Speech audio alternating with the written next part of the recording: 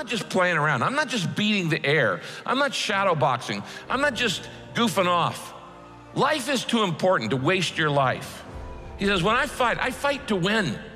I want to win in my marriage. I want to win in my finances. I want to win in my career. I want to win in my spiritual growth. I want to win in my character. I don't fight to place, I fight to win.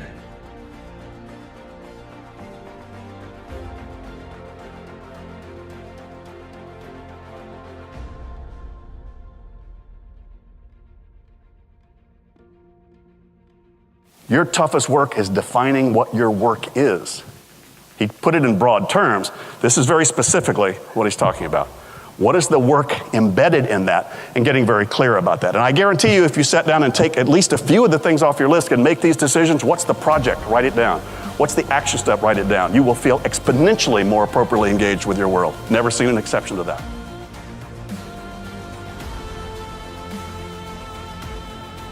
You come to Hollywood and you're chasing this dream, you want to be an actor, you know? Like, there's not a ton of milestones that are crystal clear that you know what they look like.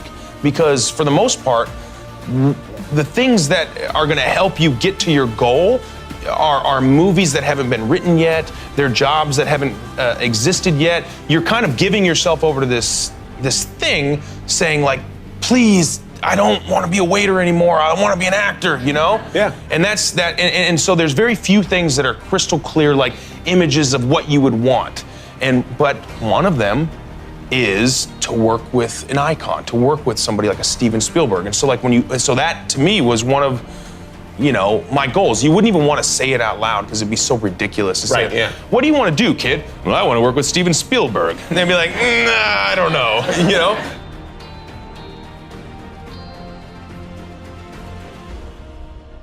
Just go with your gut, you know. There's a reason why you think the way you do and want to do the things you do, and you just can't let anybody tell you don't do it. But especially you. Don't allow you to tell you not to do it. You know, the loudest voice that's a contrarian is usually me. And you know, all these little moments of confirmation that voice should just shut up allows you to just do what you're supposed to do while you're here.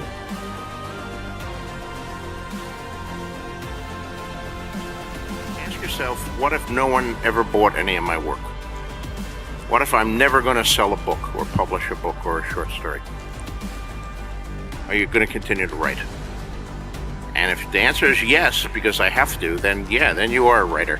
And whether you'll sell or not, I can't know. But if there are stories in you that have to get out, you want to put them down on the paper, whether you ever get the affirmation of a contract or a book in your hand or being on the bestseller list, if you still have to tell your stories, then you're a writer. If you can give it up, then it probably would be an act of sanity to learn accounting or something like that.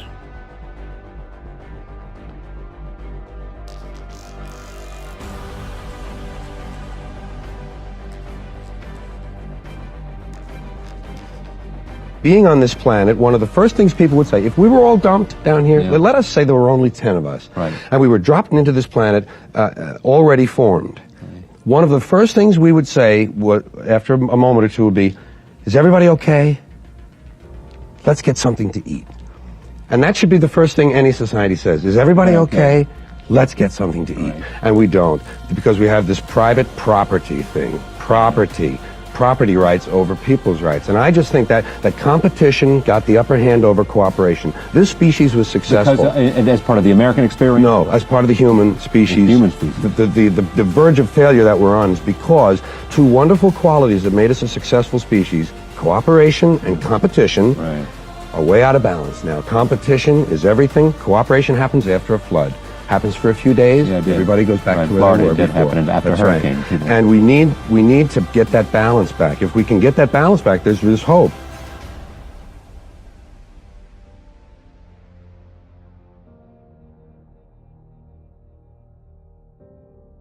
I think people need to sit down and clarify what experiences are you really looking for in your life.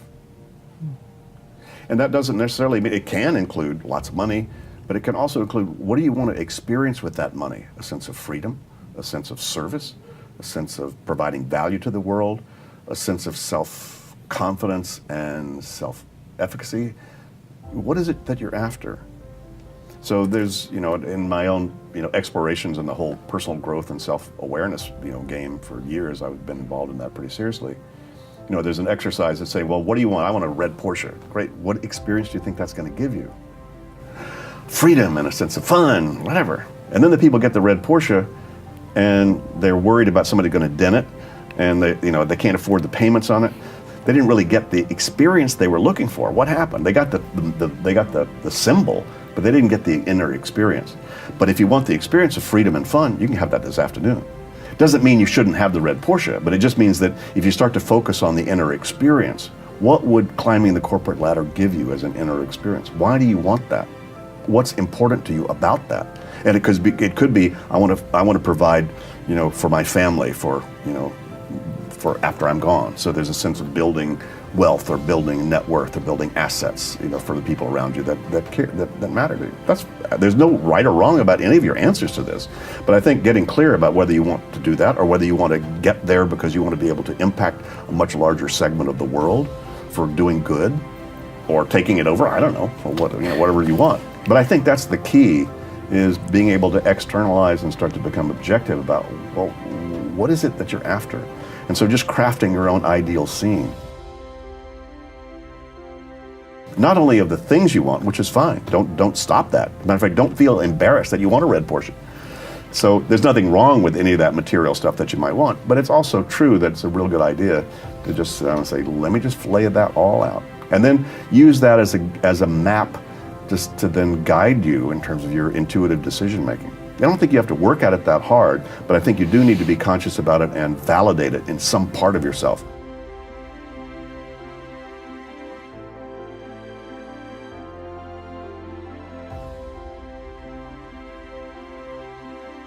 Don't take no for an answer. If it's not working well that night, it's not you, it's the audience. Blame it on the audience. Because if it worked on Friday night, it ought to work on Saturday, and if it doesn't, it's their fault. It's oversimple, but you know what? It works as a formula.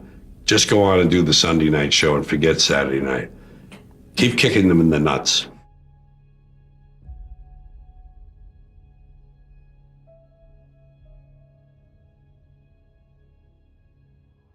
People have a hard time doing nothing. But we know now, in terms of brain science, that you need as much time to let your brain relax and be spontaneous and daydream in order to refresh its decision-making cognitive power. Because you only have a limit of that. And so if you're not napping, if you're not getting enough sleep, if you're not backing off and letting your mind just relax and wander, then you're sub-optimizing your cognitive abilities. So, yeah. Most people procrastinate, though, because they're afraid of stepping into something you don't feel like you can be successful at. So just the simple idea of deciding what's the very next action I need to take. Oftentimes, people's lists do not have next actions.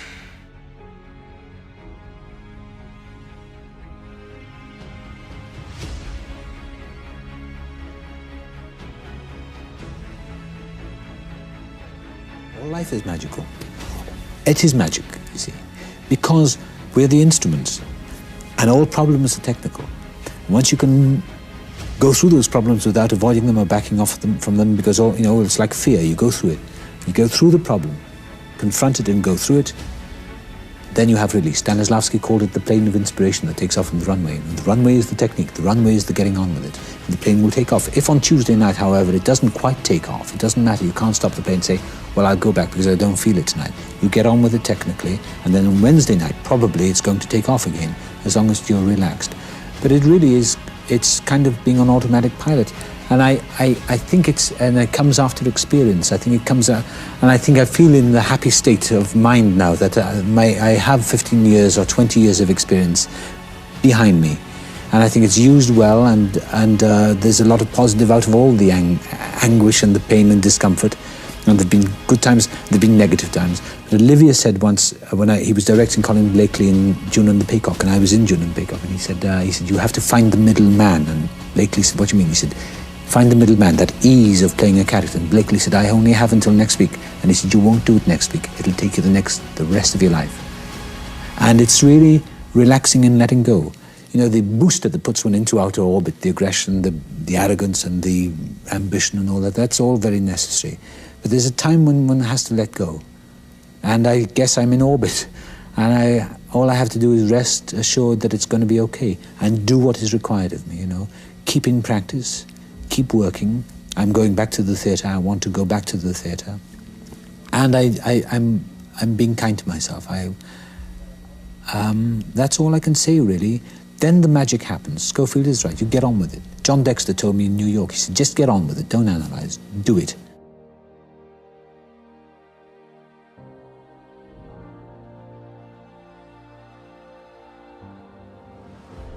People talk about, oh, you need a vacation or something. I don't, a vacation from what? I love my life. I feel I'm healthy, thank God. And, you know, I have these incredible directors that are interested in working with me, and I'm going to jump at that.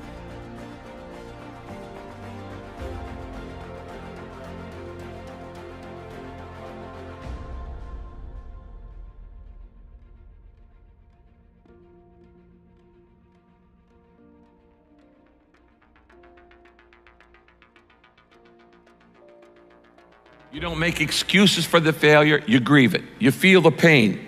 You don't brush it off, you don't downplay it. You feel the pain and you don't rush to feel better. Now, listen, this is a principle of life I'm about to tell you. To get past it, you gotta go through it.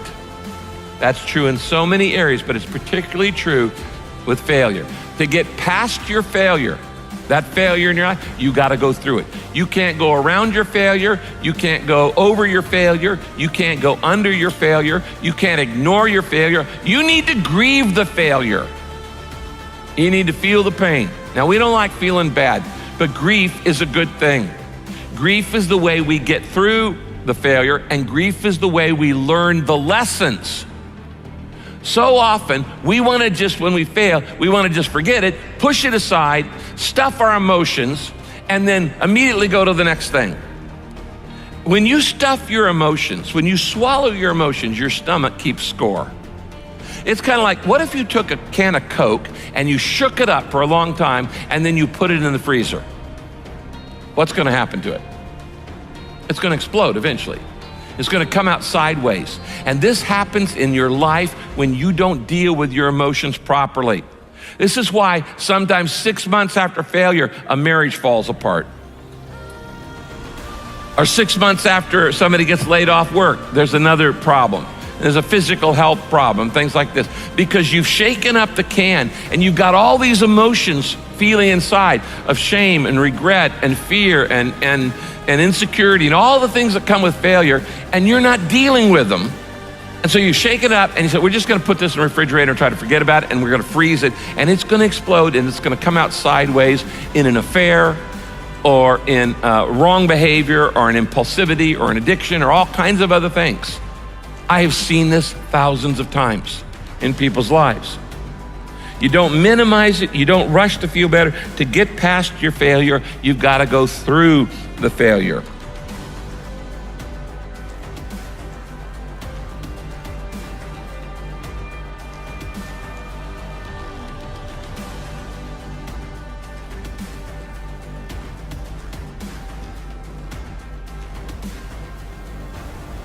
You see, every time you make a decision, what we're talking about here is clarifying your values. Every single time you make a decision, you are basing it on unspoken values. You have a grid in your mind. You've never even thought about this, most likely, but you have a set of values in your mind, and every time you make a decision, I'm gonna do this and not do that, I'm gonna buy this and not buy that, I'm gonna spend my time and effort and energy on this and not on that, you are showing your hidden values. The problem is most people have never figured out what they are, where they came from, and whether they're valid or not. So really the secret of success is clarifying your values. This is a skill you need to learn. What is valuable to me and what is not valuable? Every time you make a decision, you reveal your values. My question is, do you know where your values came from? How are they working out? Is your life working out with those values? Do you know where you picked them up? Are they working for you? Your values in life determine your stress, determine your success and determine your salvation. Now, you may not realize this, but your values could be causing stress in your life. Unclear values cause confusion. They cause confusion in your life. Conflicting values in your life cause tension. Unclear cause confusion. Conflicting values cause tension. False values create deception. And the wrong values create dysfunction.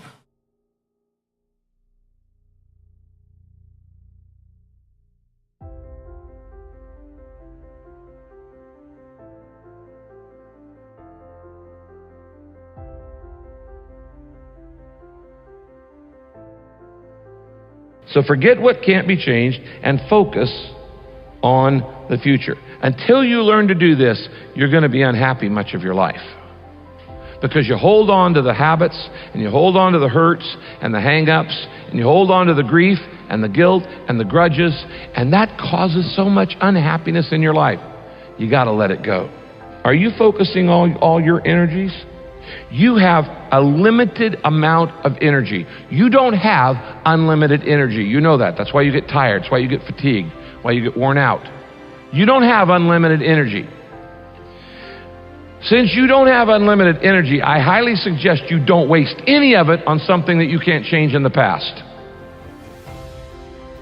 Why in the world would you give one more second of emotional energy to something that is never going to change? It's done, it's over, it's finished. Your past is past.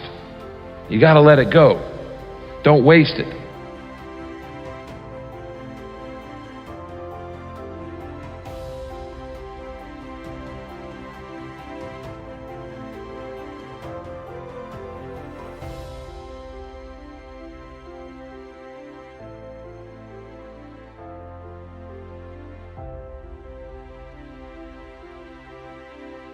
Actually, mess is cool. Actually, the most productive times I am is when I have the freedom to make a creative mess. You too. I need room to be crazy, to make some mistakes, to brainstorm, to be chaotic, go a little off the edge. That is going to be your most productive time, is when you have that kind of freedom to do that. However, folks, if you're already in a mess, you ain't got room to make one. If your kitchen's a mess, you don't have time or the energy to have a creative dinner for your friends. If your desk and your office are a mess, you don't have room and space to be, crazy about some new project and spread out and have brainstorm with ideas. If your email is backed up on you with 1,000 unprocessed emails and you got 3,000 other things going on in your head, you have no space to take advantage of discretionary time that may show up in terms of being creative, in terms of your energy. The results of that, if you're trying to use your psyche to manage that mess and you never get out of it, is you get the results of two things that are the critical elements of self and organizational productivity. You'll lose perspective. That is, you lose the ability to put your focus where you need it on exactly the thing you need it, at the horizon you need it. And or you may be experiencing the results of what happens when you lose control. That is, I now don't have stability and I don't have the freedom in my head to be able to put the appropriate attention and execute on it when I do. So those are the two key elements. Folks, you can't manage time. You don't mismanage 5 minutes and come up with 6. The only time that you think you need time management is when one or both of these two dynamics is suboptimal. Either things need to be more under control or more appropriately focused. If you map those two things together, what do you get? If you, on the bottom left here, where you got no control and no focus, ever been there? That's your basic victim experience. Driven by latest and loudest. For the most part, most of us are thrown there by our own overcommitments and creativity. We're just trying to come up for air. Now, if that part of you shows up that has high focus and perspective, but no control, now you're the mad scientist. Now you're the desperate artiste. Now you're the crazy maker with all kinds of crazy ideas and no constraints of what you're doing. You're nothing very well organized. Middle of the morning, you decide to go buy the new iPhone, but your IT department won't support it. On the other hand, you could get down in the weeds and say, oh, wait a minute, I need to get 10,000 things organized. I need to get all this cleaned up. And now you get into micromanagement. If you don't have appropriate focus, you can get down on those weeds and hung up in them like crazy. And you'll spend a lot of time, doing a lot of trying to get organized about things that may not be that important. Right? In the morning, your crazy maker said, get a new iPhone. The afternoon, you spend 2 hours of what could be a strategic afternoon trying to set up the right ringtones. Here's what's true about all three of those, folks. You ain't ready for what's coming towards you. You will be suboptimal in terms of your ability to handle the surprises, and they're coming. Good, bad, or indifferent, they're coming, trust me.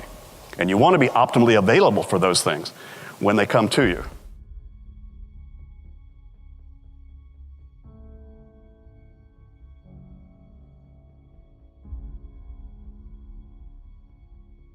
That's what we all do. We get to a certain age, we all stay in our comfort zone with our recliners watching television day in and day out.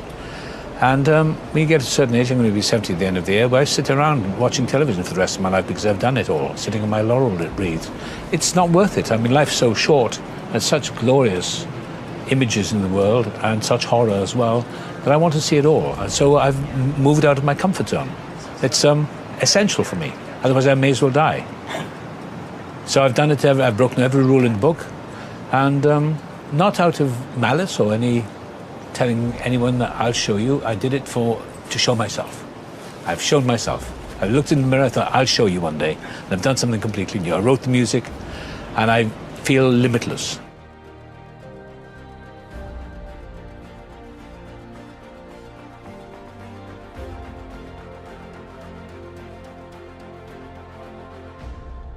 I woke up every morning excited. I was completely jacked. I've never been more excited to go to work every day as I was on this project. At the end of the day, I'd never been more drained in my life. But somehow, some way, I found the energy every morning to get up and just go for it. And the further we got into it, the more Wayne was just like, okay, do what you want to do. Do what you want to do. And I never had that kind of freedom before. I just want to get better. I want to get better, and I want to work with great people. It's really simple.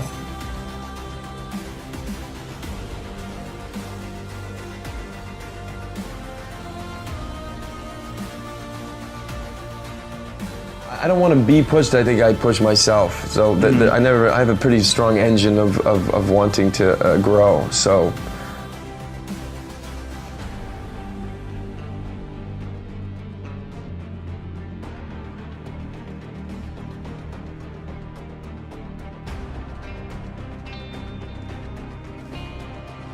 I did with moments, when I was learning the script and I thought, well, this isn't going to work. I mean, how can I do it? But I used to write notes to myself, little letters to myself, and put them on the desk saying, you can do anything with faith. You can move mountains, and trust and let go and all that sort of thing. And I used to just throw myself into it. And then when the negatives came to my mind, I would put positive sounds in my head. I'd say I can do it, and I used to meditate and visualize myself doing it. And I used to visualize myself on like a kind of, try and visualize myself doing those sort of fanning cards and springing them, and gradually, surprising the power of mind, what happens, your muscles begin to respond. It's like anything really, if you're playing the piano or driving a car, it comes through relaxation.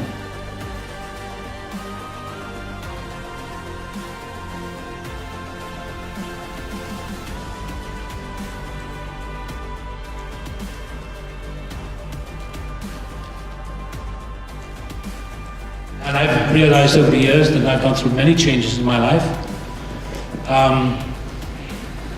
Many changes, because that's the nature of life. And if you don't go with it, you may as well die, really. You may as well be dead. I know people who live in the past, they just live there all the time, talking about something that happened to them 30 years ago. They're like zombies.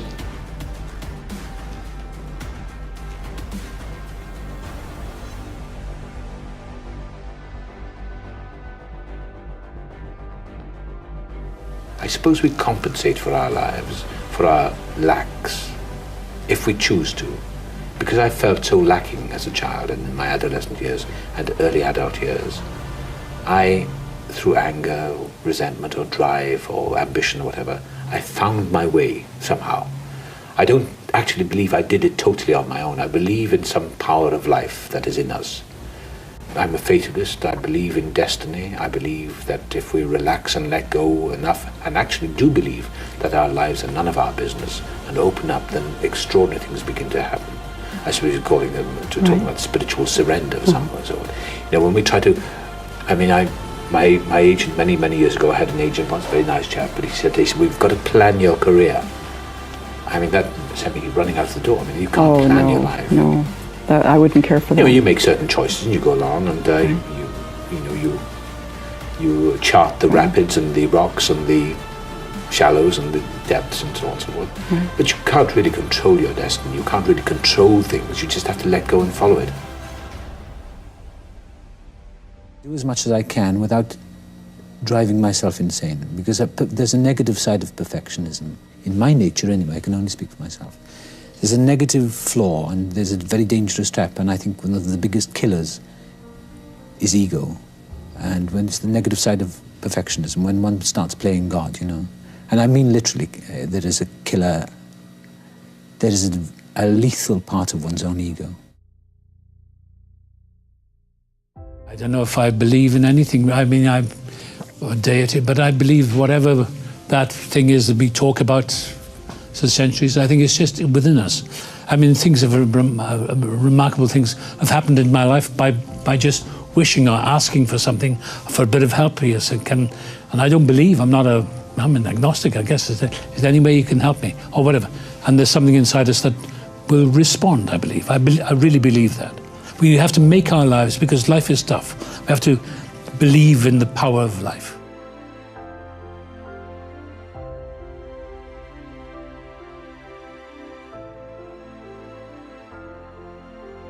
It's not enough to have a great idea and the focus and the conscientiousness to see it to fruition. You must have the strength and the resolve and the courage to pursue that idea even when the rest of the world thinks you're insane. Time and time again, if you look at the stories of extraordinarily important entrepreneurs, there is almost always a moment when they are the only ones who believe in the value of what they're doing. You know, I tell in my book the story of my book, David and Goliath, the story of Ingvar Kamprad, the guy who founds IKEA. And the crucial moment in the story of IKEA is when he faces a boycott from the other furniture manufacturers in Sweden, and he's about to go out of business. And in desperation, he moves his operations across the Baltic Sea from Sweden to Poland and sets up shop in Poland. And that's what IKEA is. IKEA is essentially furniture shipped flat, made in Poland. That's the original elevator pitch for IKEA. What's interesting about that is he does it in 1961. At the height of the Cold War, at a time when East and West, communist world and free world are closer to outright war than at any other time in history, a guy living in the West, Sweden, crosses the pond to Poland, the Iron Curtain, and sets up shop. You cannot imagine what a controversial move that was. That would be like Walmart opening operations in North Korea. Literally, it's on that level of kind of eyebrow raising, you've got to be kidding me, who is this guy kind of thing. But he does it, and he persists, and he turns his back on all those critics. Why? Because he is a deeply disagreeable person. Didn't need people to agree with him, right? And that's how he's able to build IKEA into this extraordinary runaway success story. That's very hard to do. As human beings, we are hardwired to want the approval of our peers.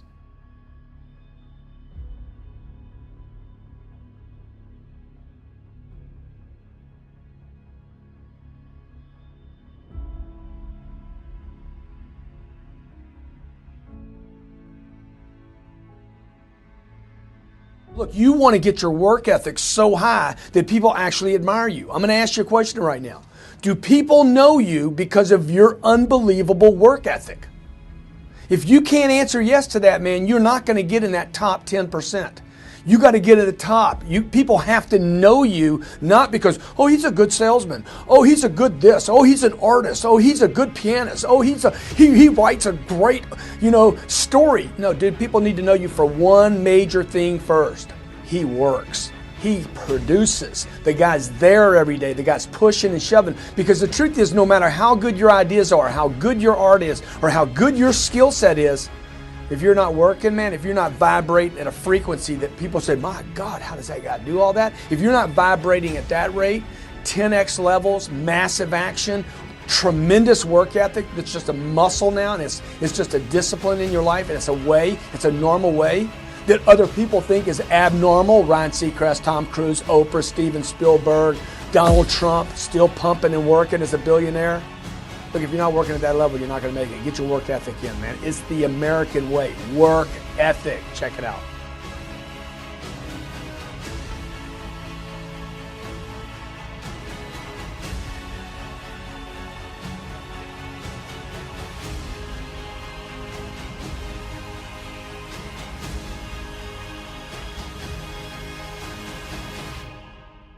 Failure is a part of the learning process, right? What's the risk of failure?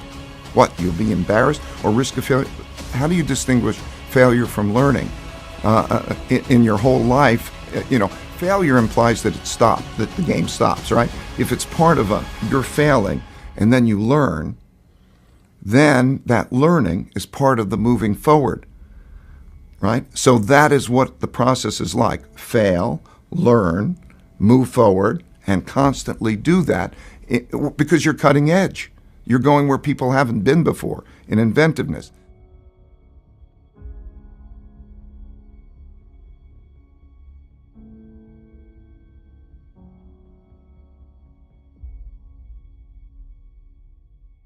There are situations where being bad is highly advantageous. And, if you read, I don't go into this in the book, but if you've read, Innovator's Dilemma, that's what Innovator's Dilemma is all about, right? The disruptive outsider is the one who is incapable of meeting the marketplace needs as the market is traditionally defined. They can't do it, right? So what do? They try a completely new half-assed approach, which in the beginning doesn't work, right? But by that very nature of trying something completely outside the mainstream, they end up upending the, were they any good, they would never be forced to do that. So it's the same kind of principle.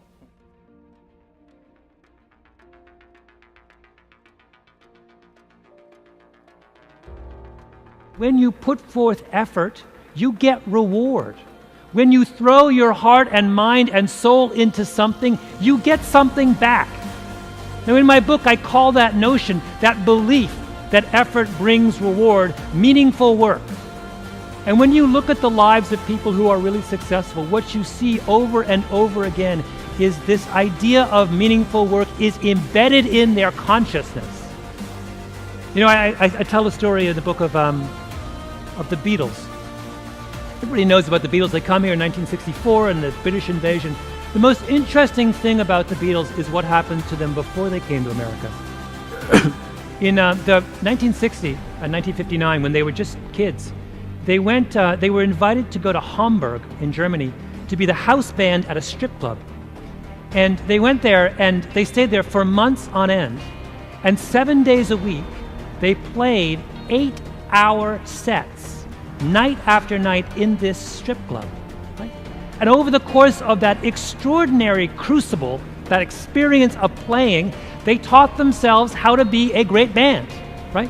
In fact, we think now that by the time the Beatles came to America, they had played together as a live band 1,200 times. We could go to all of the clubs on Friday night in San Francisco where all the promising young bands are playing. I submit to you would not find a single band that has played together 1,200 times, right? Just doesn't happen. So what made the Beatles special? What made them special is that they were willing to play together 1,200 times, willing to play 8-hour sets 7 nights a week, 4 months at a stretch. And why were they willing? Because they believed in the notion of meaningful work. They had an opportunity to throw their heart and mind into something and get something back. And that made all the difference in the world.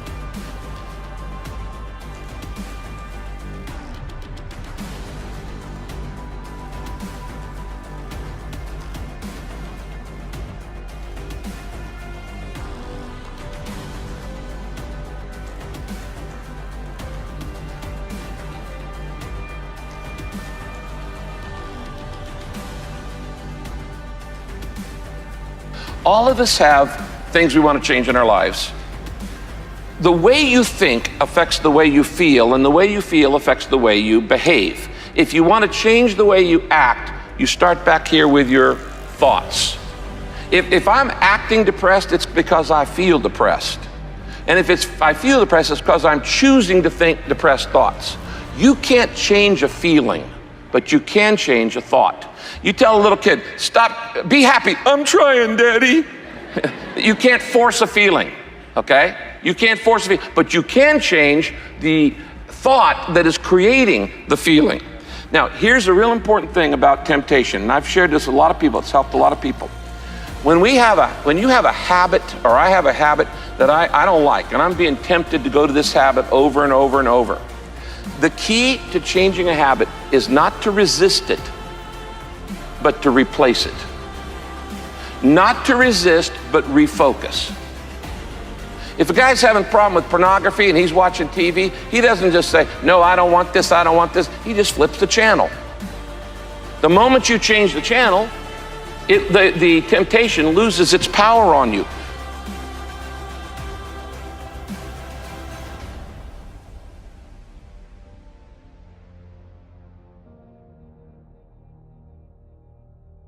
The fact is, everybody's got flaws. Nobody's perfect, but the definition of flaw is 100% subjective. Because what we might think is a flaw in our culture is a beauty mark in somebody else's. Right.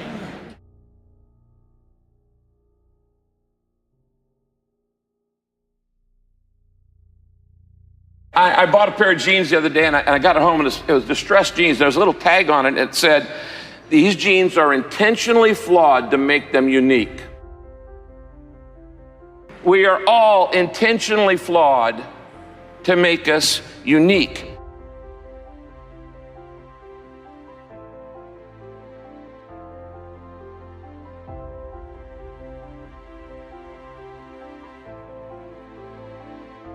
There's not a single guy who's ever learned how to play football by reading a manual on it. Not one. It's no, let's just go out and start throwing me some passes. Let's go out and shoot some hoops. Let's go out and play catch. Let's go out and drive some golf balls. You learn by doing. And when there's a problem in your car, so let me get under the hood here, I'll figure it out, and here's the carburetor, and I'll do. No, I don't need a manual. What do you think? I'm a man. I'm not just, let me play around here, okay? Or you say, I've got 50 wires coming into this audio system, and I need to figure out how to, I don't need a manual. I'll just play around with it. I'll figure out how to install this app. I'll figure out how to boot up this computer, and you just do it by doing it. You learn by doing.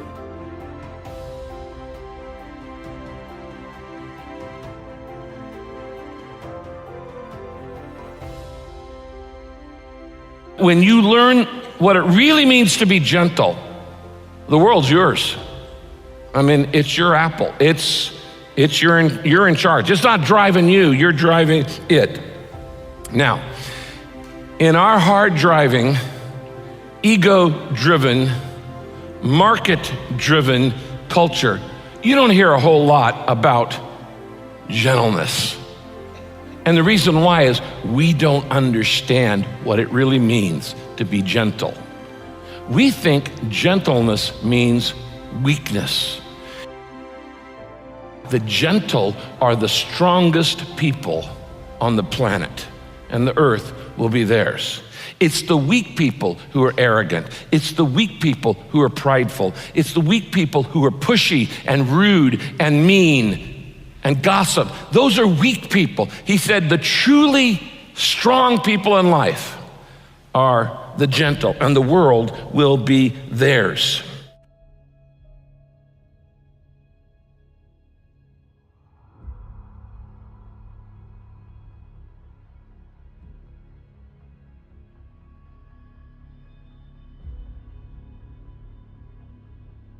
No matter what you do, somebody's not going to like you. You cannot please everybody. You can't please everybody all the time, or even part of the time. So here's the thing I would say to you. You don't need other people's approval to be happy. Now that's an important thing. We think if I can just get everybody to love me, I'll be happy. No. First, you're never going to do it. And if, like, some of you have been trying to get your parents' approval, and they're like dead, or they're elderly, and if you haven't got it by now, you're not going to get it. But here's the thing, you don't need it. You don't need anybody else's approval to be happy.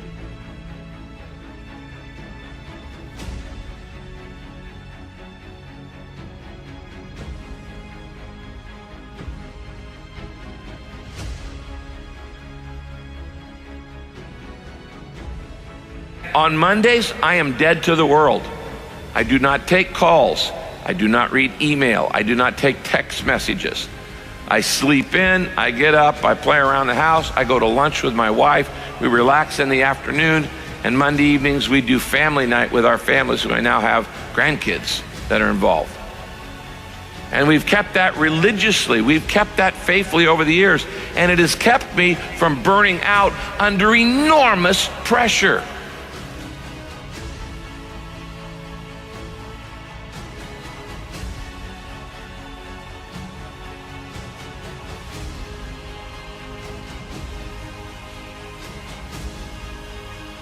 And I can tell you, I have learned to handle enormous amounts of stress and enormous amounts of tension.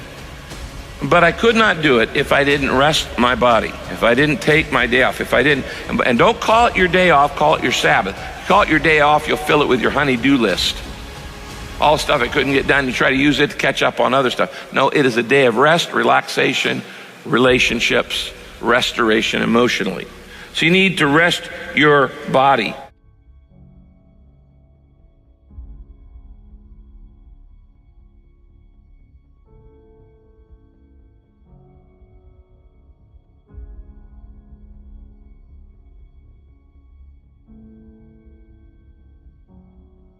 Knowing how to recognize what's important and what's not important. I can't tell you how important this skill is and how few people have it. To look at a situation and go, that's important, that's not. That matters, that doesn't matter. That's valuable, that's not valuable. This is crucial, that's not crucial. Leaders know what's important.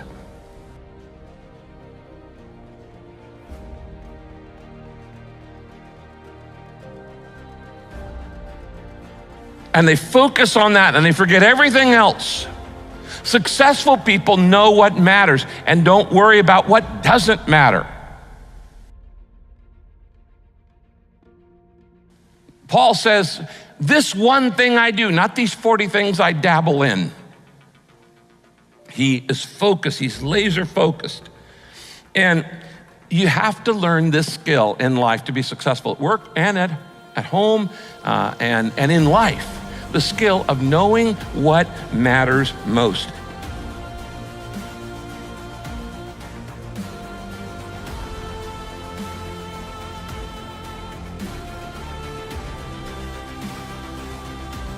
Examine your own conduct. And what you do is you look and you say, what was I good at each stage in my life? And what did I enjoy doing at each stage in my life? Here are the two things. I'm good at it and I enjoy doing it. Now, there's some things that you're good at and you don't enjoy. Don't worry about that, okay? And there's some things, by the way, that you enjoy and you're not good at.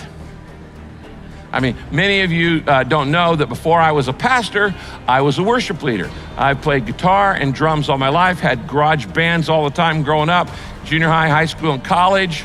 And I actually started off leading worship because I have a passion and I love to sing. The only problem was nobody liked to listen to it. So I loved to do it, but I wasn't good at it. And I didn't have the skills for that. So the key thing is to say, what am I good at and what do I love to do? And I want you to look for patterns in your life, because if you were good at it at an early age, you're going to be good at it later on in life. A kid who's good as a soccer player at 10 is going to be a good and even better soccer player at 20.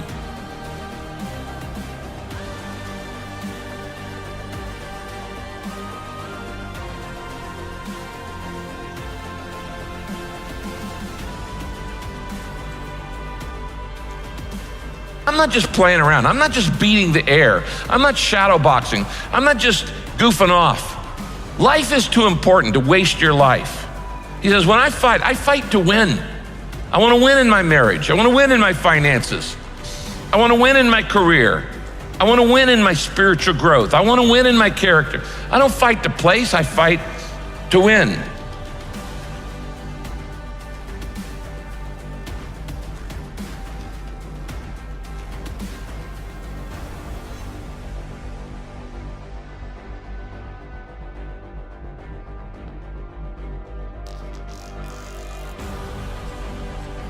Hey, I want to talk to you today about success. Success, duty, obligation, responsibility. If you approach it any other way, which most people are, most people think, well, I'll be successful if the economy works. I'll be successful if something happens. I'll be successful if I win the lottery ticket. Look, you're not going to be successful if you don't demand it, if you literally don't stake a claim to it and say, this is mine, it's important. You're not going to have it, I promise you. I know, I'm telling you from experience. I spent the first 25 years of my life like a spectator, watching other people get successful and then wondering why I wasn't. Success is your duty. It is your obligation and your responsibility.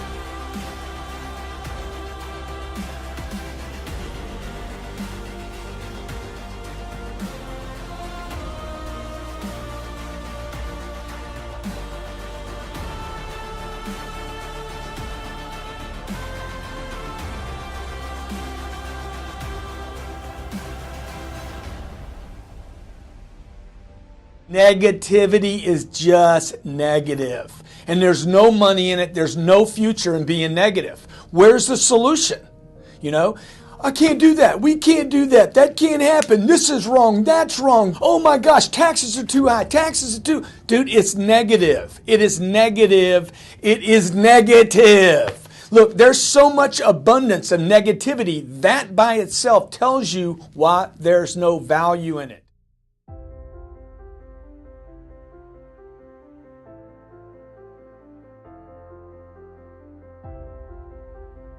Look, if you knew it was going to bank you money today, would you make time for it? So they would make time for it because they make time for the things that make them money. If you have a customer, hopefully, if you have a customer and you're working a deal with that customer and you got a hamburger in front of you, hopefully you're going to push the hamburger aside and work that deal because the priority is to make money. In the same conversation, that sales manager does not believe that sales training converts to ROI or money, so he doesn't make the time for it. When you say you don't have time, the truth is you're saying, I'm not making it a priority because I don't think it makes me money. Sometimes the high points come from the low points. They're simultaneously, meaning I learn the most when I am making mistakes. And so I know, if I'm making money in the market, it might seem like a high point because you figure, okay, you're making money, but you don't test yourself as much. When you're making a low point and you're in misery, you're saying, how am I doing this wrong? And you're learning a lot, or at least I'm learning a lot. One sentence that I try to describe Bridgewater by, and it's meaningful work and meaningful relationships. This is what I want, meaningful work and meaningful relationships through radical truth and radical transparency. So meaningful work means like we're in a mission together, we're excited about what we do, we want to do it excellently, that's meaningful work. Meaningful relationships are these relationships in where there's, like the honesty helps you. You can argue things through, but you always know that there's honesty and that there's mutual caring for each other.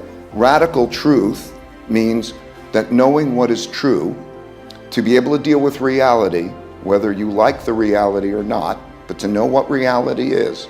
Like, imagine if you had a disease, would you want to know that you had that disease, or would you not want to know? I'd want to know. And so to know, if you have a weakness, do you want to know you have the weakness, or do you not want to know? Radical truth and radical transparency means you get to see everything. That's very powerful.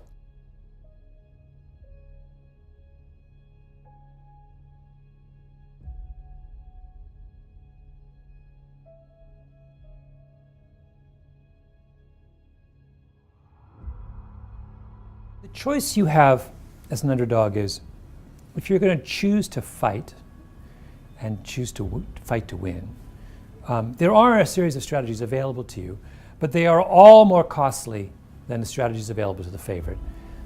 So I give the example of a chapter about a software mogul in Silicon Valley, an Indian guy who coaches his 12-year-old daughter's basketball team.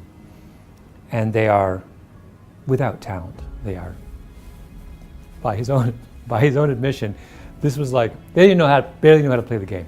He takes them all the way to the national championships. He does it by, he instructs them, they're going to play the full court press every minute of every game and defend every inch of the court, right? Now, that's actually a very effective strategy, particularly in age class basketball. If you're the underdog, it's really your only chance of winning is to play a really, really aggressive defense. It requires, however, that everyone in your team expend maximum effort every minute of the game. You cannot loaf for an instant. You have to be in really good shape and you have to run yourself ragged and you cannot let up. Most people will not play that way because it's too difficult.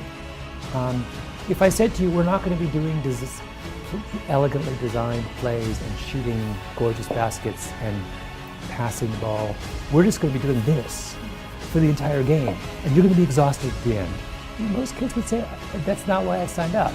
So it's like, that's a kind of classic illustration of that effort is the route, one of the routes available to the underdog. I can outwork you. Even if, I may not be able to outspend you, but I can outwork you. Well, outworking is a tall order. It's not easy to do, That's, as anyone who's worked in a startup knows, that's one of the stressful parts of it.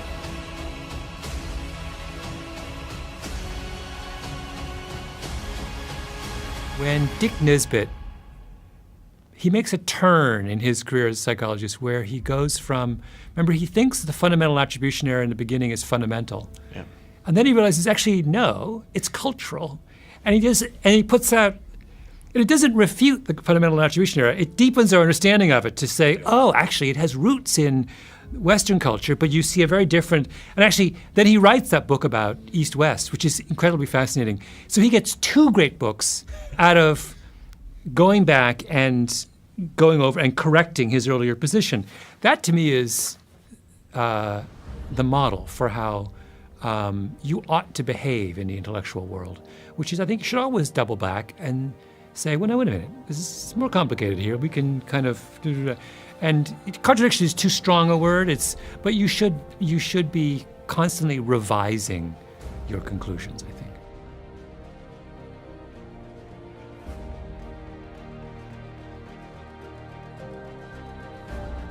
It is when people disagree, and you can take thoughtful people disagree, you have then the potential of learning a lot.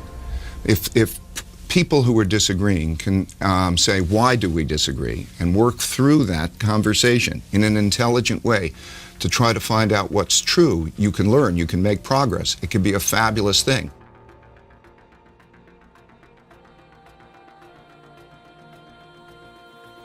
Hey, I have a target. I know that when we don't achieve targets here in my office, the first thing I ask, regardless, the internet department, if it's my accounting department on collections, or it's my sales department, I'm going to ask a question. What is the target? No target results in no sales. So if you're in parts, if you're in service, look, have a target. Measure that target hourly. If you really want to get results, measure your target every hour to see what did we get in the last 60 minutes. I promise you, do those two simple things. Don't even learn anything about how to sell anybody anything. Have a target, measure it every hour, and I guarantee your sales will come up.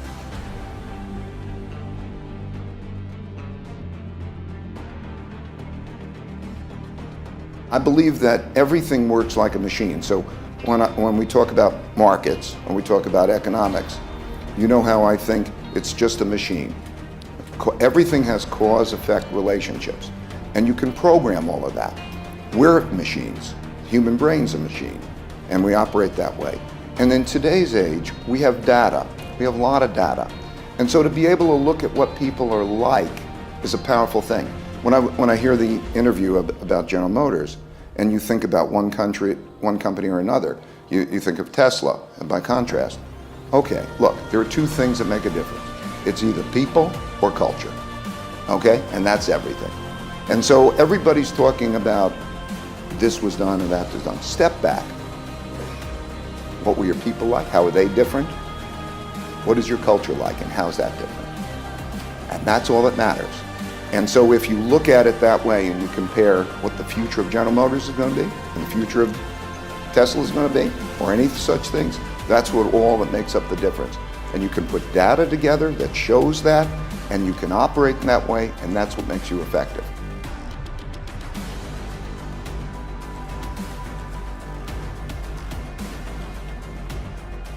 Hey, work to your potential, not your quota. If you want to stay really motivated, if you want to answer the question to why people that have already made it keep pushing, it is because they don't operate on quotas, they operate off potential. They're driven to reach their potential. This is also tied to their ethical obligation. They know what they're capable of. Nobody can tell you what you're capable of. You're the only one that knows, okay? So work to your potential, not your quota. Quotas are numbers. Who made them up? Some guy says, okay, your quota is blah, blah, okay? Based on what? How did he come up with that quota? He only picked that quota, that number, because he thinks it's significant or compared to other people maybe in your industry.